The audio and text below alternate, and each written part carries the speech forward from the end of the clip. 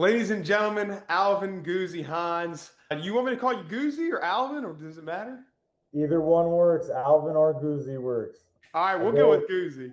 Yeah, it kind of depends on the situation, on the where I'm at, who I'm talking to, but either one works.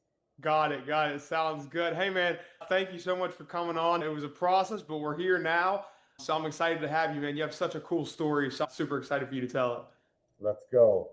Yeah, man. So first and foremost, you got a fight coming up here in less than a month. Yeah. Yeah, so how is that? I'm assuming you're already in camp. You've been in camp. How's that going? What are those? That's good. No, it's going good. It's going good. No injuries. I had a slight sprain, but that's it. I keep that kind of stuff in my prayers. When people ask me, "Hey, what do you want me to pray for?" I'm like, just no injuries during fight camp. Yeah. I really appreciate those, and it's going good. Everything's going good. I'm in shape. I'm strong. I'm sharp, and I'm coming to make a statement. Yeah, yeah, yeah. You were undefeated coming to the UFC. Were you only on LFA, or had you fought on a previous circuit? I fought on one previous circuit, and I don't think that they even do fights anymore. Okay, To okay. be honest with you, he canceled a couple fights like 2 days prior, and Mhm. I think it put a bad taste in everybody's mouth. But other than that, all LFA, and they always treated me really good, and Yeah, was a good league to fight for. yeah, yeah. So it's actually interesting. I'm going to let you do obviously the most of the talking here, but I wanted to say before we got into it. So your first UFC fight, that was when I found out about you. So this was back in about a year ago, and obviously insane card, and we'll get into that. But yeah, so I was just kind of randomly, I was just like bored, and I do stuff like this sometimes. I was just like, let me look because like UFC guys specifically tend to have really cool stories, like just ones you don't even know about. And so I was like, let me see some of these guys in the early pre's. Let me just see what we got going here. And I always like to watch heavyweights. And I think you were maybe the first fight. Were you guys opening up the card? You gotta open it with a banger. Yeah, yeah. So I looked and I saw your name, and this is just complete coincidence. And I was like, okay, let me see this guy. I was, let's see what he's about, what his record and everything is. So I saw you were undefeated, and I looked at like one article, I think. And are you from Michigan, right? Minnesota, pretty close though. Okay, Minnesota. And it was a local Minnesota like news station or whatever had done a little story about you fighting, and it was talking about the gym you fought at and everything. But I don't remember it saying this. Obviously, the story you're known for now, which is like homeless to the UFC. I don't remember it saying anything about that. So when I came across your page in like December when I had reached out to you, I was like, oh wait, I know this guy. I was like, how do I know this guy? And then I was like, oh yeah. I remember him on that card. So then I saw that and I was like, oh, I gotta talk to this guy about this.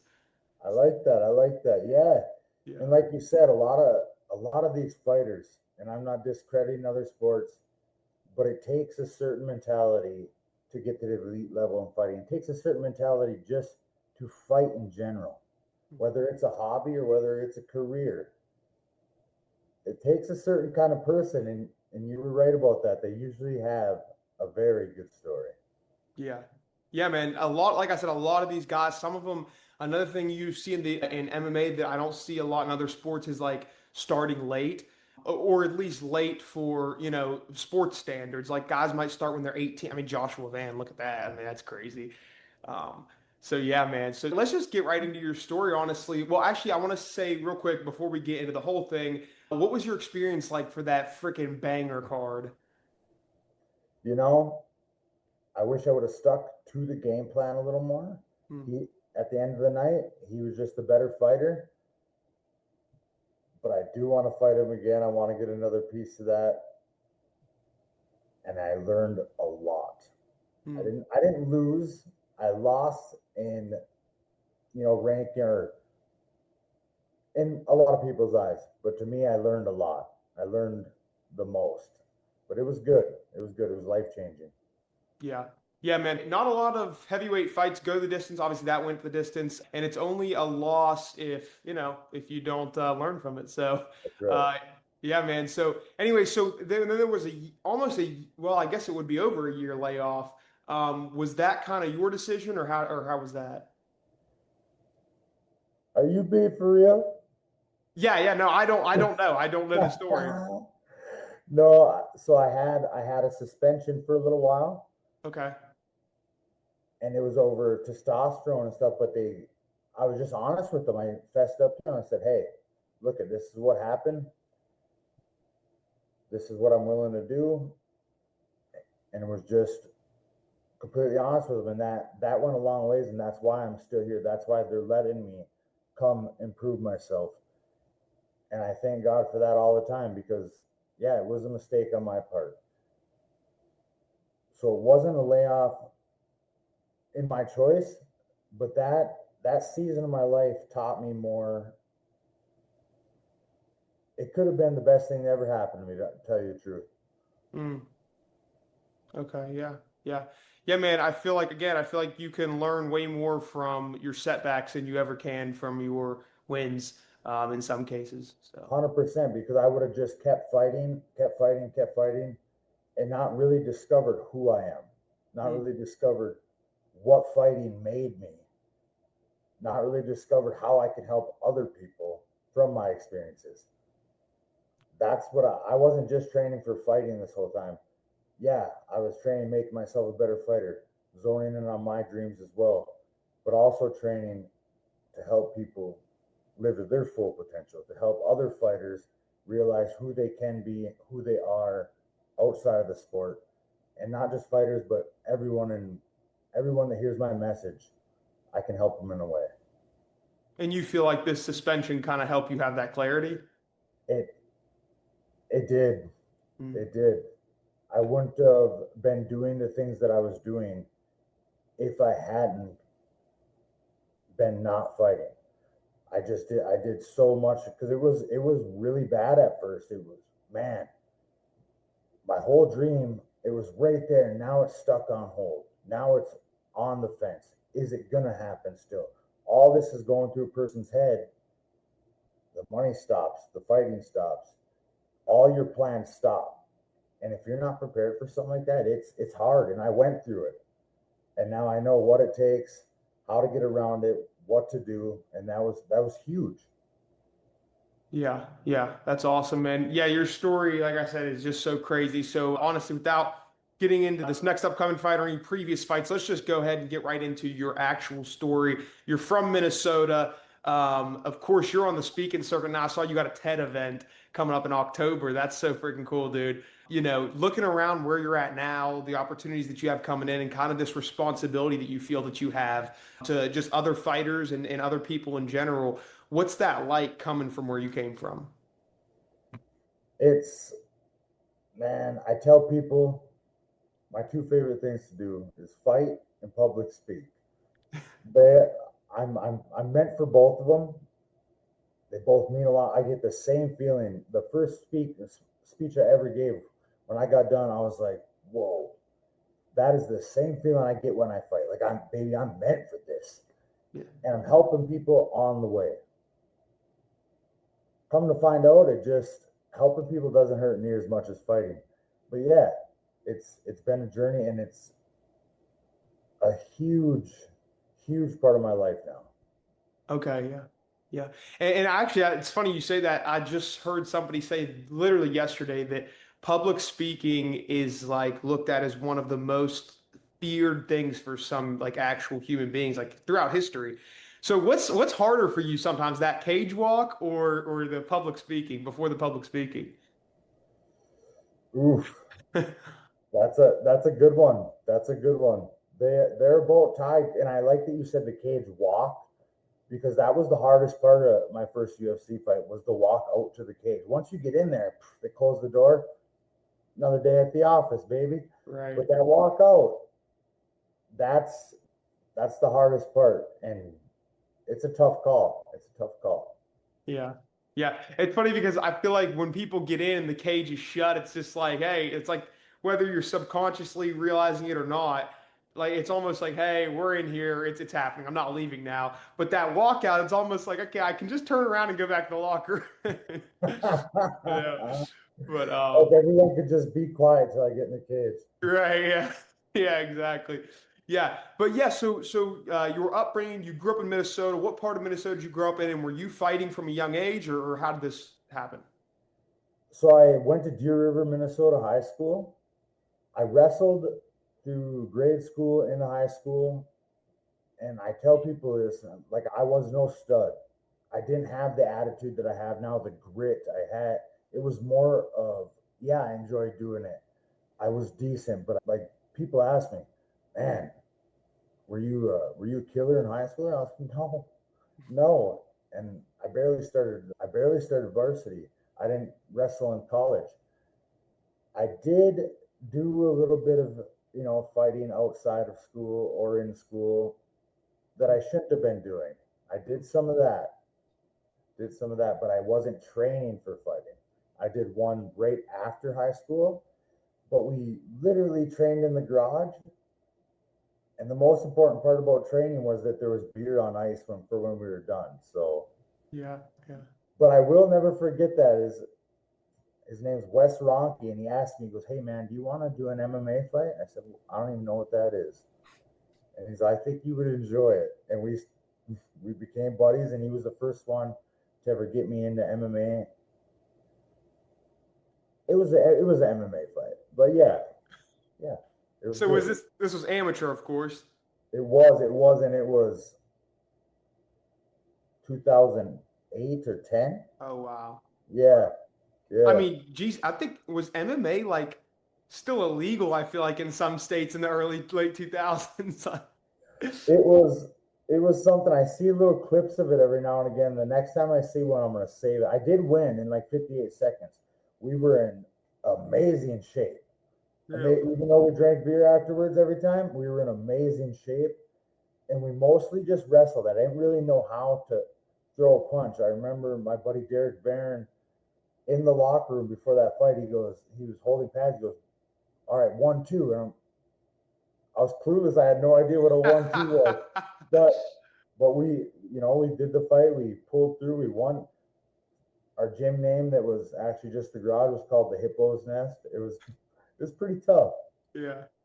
That's crazy. So before your first actual MMA fight, you didn't even know the whole 1-2. No, That's crazy. Wow.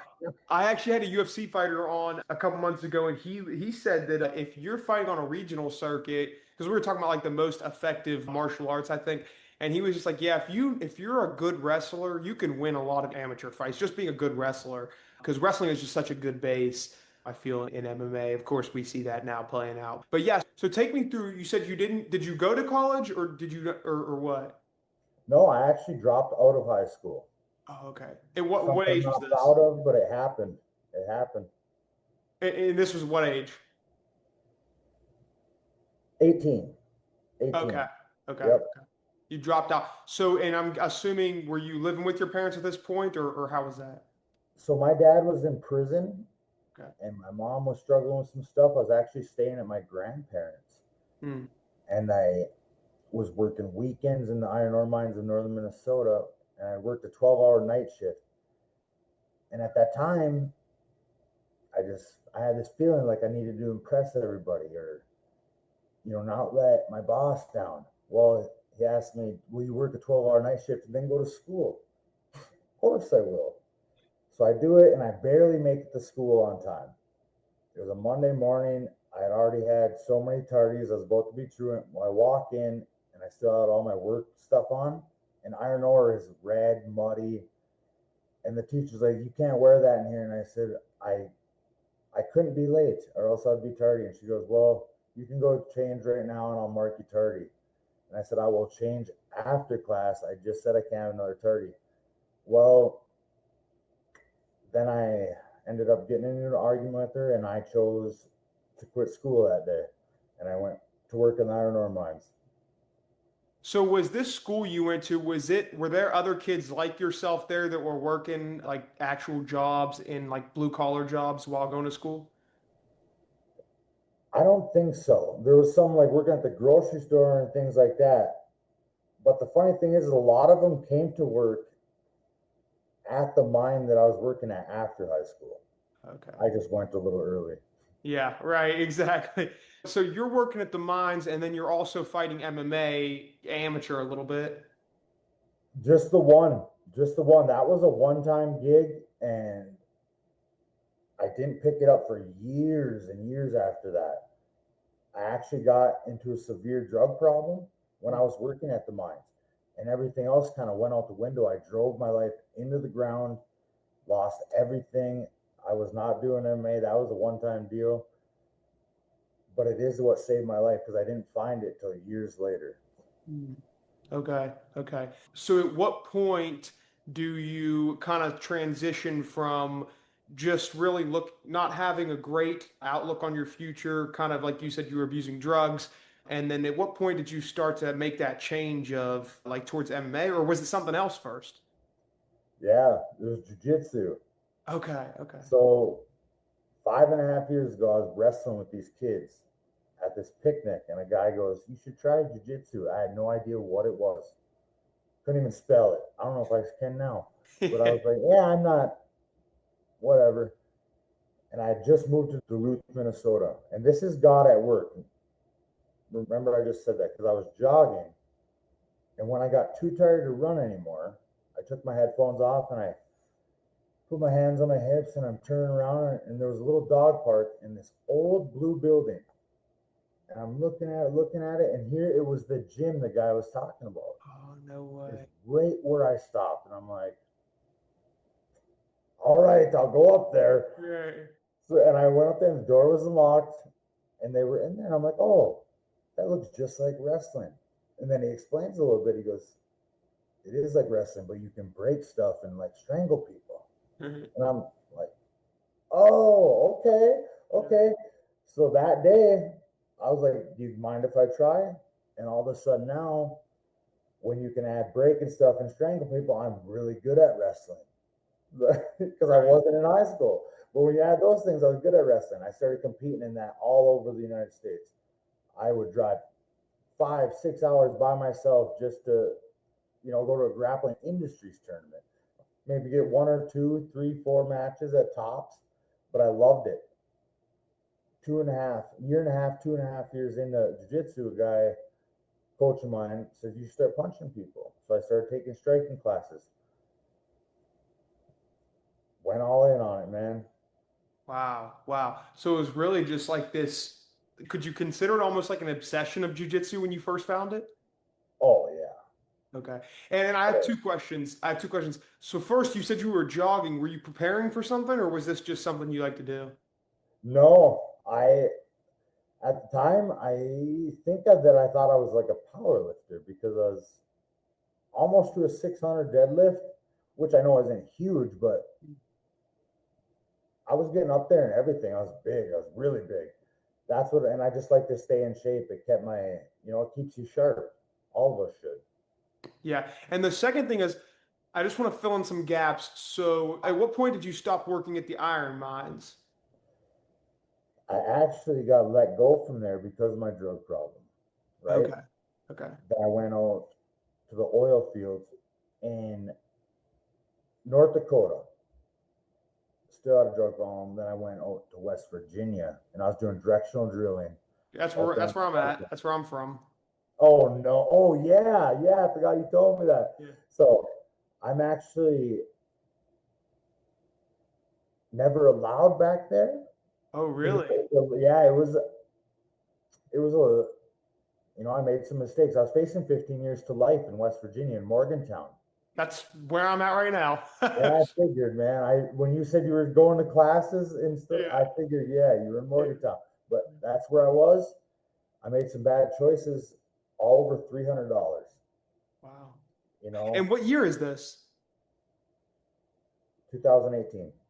Okay, 2018. So, like I said, I'm just trying to fill in gaps here. So you leave school at 18, and this is 2007, 2008.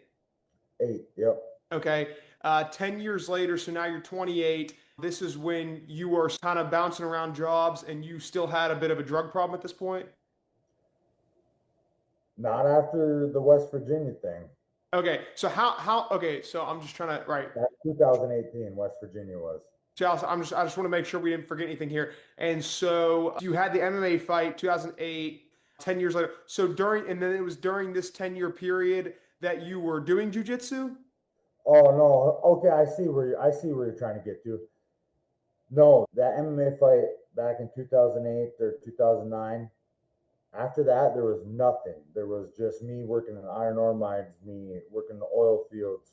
I did some logging. Then I went out to West Virginia. That whole time, all I did a little bit of working out and stuff. It wasn't until I got in trouble in West Virginia, Okay. 2018. Okay. They sent me back to Minnesota. Then I went to Arizona.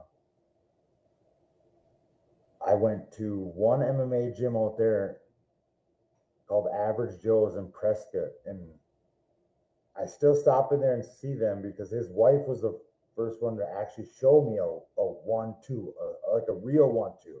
Because I showed up at that gym to spar. I didn't even know what sparring was, and I got whooped.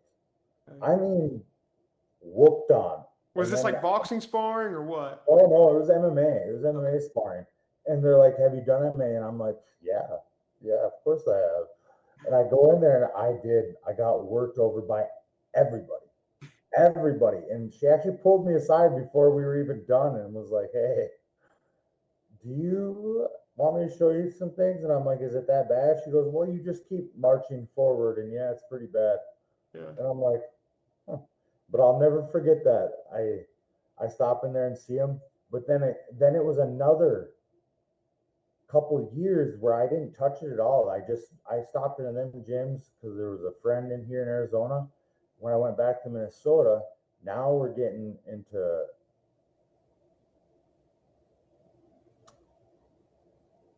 couple just 5 years ago. That's when I started doing jiu-jitsu. That Oh, was so after, this is like COVID, like 2020. right after that. Yes. Oh Wow. no, right there. Maybe it was during, but yes, not that long ago. Wow. Wow. Yeah, people always they're like, "You only started that long ago," and I said, I did, but I went And, all in on it's the difference. right, exactly. So, and not only did you get a late start, like as far as you haven't been doing it long, but you also got a late start in terms of age. How old were you when you formally started training like jujitsu? Well, 5.5 years from 34, so what, 29? Yeah, 29, 28. So, and that's what I was wondering. So, what's crazy about that is it's like at least Joshua Van, right? He's a champ. He's only been doing it whatever 5, 6 years, but he was doing MMA. Like you weren't even doing MMA when you started. You were just doing BJJ. So it's like, and of course BJJ is amazing, and you had a little bit of a wrestling background, but like the fact that it wasn't even MMA at first until what a couple like whatever 3, 4 years ago. That's insane, dude. And I Yeah. guess it makes sense because, you don't have a ton of fights. That's crazy. Wow, that's wild. So, okay, so now that we've kind of filled in some of the gaps, so now you start BJJ training, and now a couple years goes by, and let's pick up where we left off there. So you said 2 years into your BJJ training, 2.5 years, you picked up, what was it? It's like striking? Yes, actually, I competed down in the ADCC trials, made it to the second day, and right after that, I had my first Muay Thai fight. So that was my first like striking fight, and I did that so that I didn't fall back on the wrestling, so I didn't fall back on the jiu-jitsu. And it was an experience. I was like, man, striking is an art. I fell in love with it. I fell in love with it. It actually became a new obsession just a little bit over jiu-jitsu. Then when we put them together for MMA, I fell in love with the whole sport. It changed my life, saved it. Mm, yeah. So just give me like a rough year. Maybe 2023 is when you started your Muay Thai? Or 2022 maybe? 2022, I'd say. Okay, 22. And honestly, I mean, if you're going to be an MMA fighter, you can't go wrong with BJJ and Muay Thai. Those are like the two, for grappling and striking. And then, of course, your wrestling background. Before we hop really into present day, I want to say, do you know Caleb Truax? That's my boy. Okay, so he was like one of the first when I like revamped my podcast, whatever, back in December. He was like one of the first guys I had on. So super cool to see him. I know he worked with some MMA fighters. He had said, "You guys got Gable Stevenson up there training with you?" Yeah, in Minnesota. I'm actually in Phoenix though, right Okay, now. yeah, Yep. But yeah, he trains in Minnesota a lot at the basement. And that's Caleb came to my first UFC. He was in my corner. If you watch it, yeah, Truex came to my corner. Those guys helped me get to where I'm at. Awesome place to train. that's Awesome awesome, place to dude. train. Yeah, yeah. And what city is this in Minnesota? Prior Lake, Minnesota. Okay, that's The basement, Billy Simon's place. Love those guys. Miss them actually. I haven't been there in a while. and is this like a bigger city, mid-sized city? What is? Ah, well, yeah, it's pretty much connected to Minneapolis, the one with the big mall that everybody talks about. Yeah, right. Yeah, yeah, Oh, it's so, it's so I was, right outside of there. okay, I was just wondering because I was like, that's such a cool concentration of like high level MMA and combat sports guys in this one small town, if that's what it was. Even a suburb, that's still pretty crazy. But yeah. Especially heavyweights. It's just hard to find heavyweights in general. And now this gym I'm at right now, we got like 5, 6 heavyweights, and that's what the gym is in Minnesota is 5 or 6 heavyweight high level ones. Usually when you go to a gym, you're like, hey, you got any heavyweights? They're like, we have one and he comes sometimes. Yeah, right. Yeah, Exactly. It's hilarious. Yeah, hey, the Midwest guys up north boozing a little bit. Maybe that's why they got more heavyweights. I don't know. No, but yeah, that's crazy. I didn't even think about that aspect of it either. That's really cool. But yeah, man, so then you rattle off undefeated record. You're 7-0, I believe, coming to the UFC. You get the call. What was that like? Did you know, like, how, kind of walk me through, did you know when you were going to fight? Like, what was that like? you know, when I ended my last LFA fight, I was told, hey, end this exciting and you'll get the call. I head kicked him. It was a big moment for me. It was the fans loved it. I always throw exciting fights, and I was waiting and waiting and waiting. And then I actually got a call that said, you are too old for the Contender Series. And it crushed me. It really did. I almost debated being done and going back to doing real estate because that's what I was going to start doing before I started fighting. It was a big moment that hit me hard. I didn't know what I was going to do at the moment, but I did tell these guys in Arizona that I would, come down here and help them finish out a fight camp. So I was down here training at Ultimate Combat, talking to Javier, asking him, hey, what else could I do to maybe, get in front of Dana? And he was going to put me in Tough Enough, or is that's an organization down here. But anyways, I was going to fight in front of Dana. I thought maybe that was the only other shot. I was on my way back to Minnesota after that, and I get the call from my manager.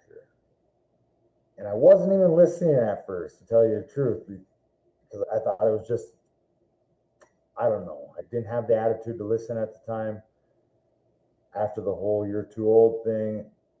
And then at the end of the conversation, he goes, so what do you think? And I'm like, what? And he goes, you were not even listening. Where he goes, do you want to fight in the UFC? I'm like, oh man, you could have led with that. Yeah. Right. Then I hang up and I just turned the radio back up. And my girlfriend was like, aren't you excited? I was like, I still don't believe it. And then the next day, I start getting these emails and calls from people working in the UFC and the paperwork. I'm like, oh man, it's for real. It's for real. And it was 18 days out, give or take. And by the time I actually got everything cleared to where I knew I was going to fight, it was 12 days, if that. That's And crazy. it was a roller coaster of emotions. It was a dream come true. Right. Yeah. That's never obviously an opportunity you could pass up. And as far as like getting a little bit late notice for this, well, a lot late notice, but were you already in shape or how was that?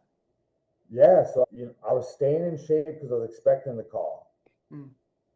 Then, even when I got the bad news about being too old, I still came down here and was helping Waldo finish out a fight camp. And a couple other guys at Ultimate Combat there, and they train hard every day, every day, just like the boys in Minnesota. And I was in shape because even the guys that aren't in fight camp at these two gyms, you're in shape. You don't get a choice. So I Yeah. was in shape, and I'm going to be, in my eyes, I was in better shape than Deniz was. Mm. Yeah. Hey, and I mean, obviously you were already on the West Coast time zone, so that was nice. So that fight took place in Las Vegas. How was that fight experience? Just, kind of going out there, the whole UFC experience. Obviously that card was crazy. And then take me through just like, yeah, that whole process. Man, even from showing up when they got the people waiting for you outside or at the airport with your name, on the sign, you in a big black Suburban, they drive you there with drinks in there and stuff. It was all just a whole different experience for me. Something I had never been through. The hotel, them feeding you, all the press, when they did all the body movements for the video game, and then to actually see all them people cheering for you, to hear them chant USA, thousands and thousands of people. It's a feeling you cannot buy. It's a feeling like, hey, all those days that I was sitting there wondering, am I doing the right thing? All them times that I almost believed everybody that was like, hey, you're too old. You started too late. You already did this in your past. Do you really think you should just play it safe? All them get melted. Like, it gives me goosebumps, man, because what? So many people said I couldn't do it. And even I sometimes thought, man, maybe I can't do it. And I'd say some prayers, and a lot of good people in my corner, and very blessed. That whole experience was a dream come true, like I said, and I can't wait to come back on July 18th and make a statement. I always throw banger fights. I know it's going to be fire. Yeah, yeah, man. That's so awesome. I love your slogan almost you made it to now is like the train hard, pray harder. Is that what it is? Pray hard, work harder. Or pray hard, my fault. Yes, I You're know. good. Yeah. Yeah, yeah, yeah. Pray hard, work harder. Such a cool slogan, dude. And honestly, I think if you put on a show this next fight, make a little merch, I think that would do good, man. Are you trying to say you haven't seen my merch? No, I haven't done my research, I guess. So I got merch on millionsco.com. Okay. I have a book coming out called Pray Hard, Work Harder. And I also have a class for fighters to plan for their financial future, to plan who they're going to be after fighting, to plan if your career ends tomorrow. And it's called Beyond the Cage. Hmm. I'm going to say it on the microphone. I'm going to pitch it after I beat this guy up July 18th. But it's something that needs to be taken care of. It's something that fighters need. Man, you need to get on my page, look up some of my stuff, and post it on here. Got it, man. Yeah, I will for sure. We will have you shouted out too. Real quick before we end off here, is there any bold prediction you want to make for this upcoming fight, man? We're going to get fight of the night. I have a couple spins that we'll be throwing if he makes it to the 10-second clap. But I promise you guys it'll be something that you don't want to miss. I don't want to give away too many secrets. Yeah, man. No, of course, man. Like I said, even if it's just a war that we can look forward to watching, that's all we're looking for, man. We want to see sparks. We want to see Let's go. sparks. So, yeah. And the TED Talk in October will be in Tampa, Florida. That's also about teaching fighters on their financial future. It's going to be awesome. And appreciate you having me on here. It's been a pleasure, my man. Great, man. Yeah, thank you so much for coming on. Absolutely inspirational story. Great, dude. I'm so looking forward to this fight, man. Goozie, thank you so much for coming on, my man. Let's go. All right. See you, man. Later.